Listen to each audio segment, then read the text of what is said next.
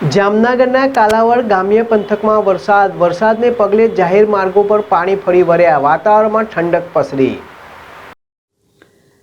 જામનગર જિલ્લાના કાલાવડના ગ્રામ્ય પંથકમાં એક દિવસના વિરામ બાદ ફરી કાલાવડ શહેર અને તાલુકાના ગ્રામ્ય વિસ્તારમાં ગાજવીજ સાથે વરસાદની ધમાકેદાર બેટિંગ।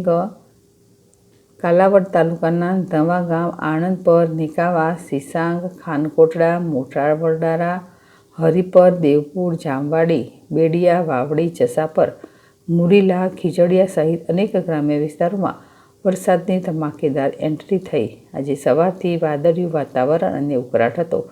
સરેરાશ 2 ઇંચ કરતાં વધુ વરસાદ પડ્યો। વરસાદી પાણી જાહેર માર્ગોમાં ફરી વળ્યા।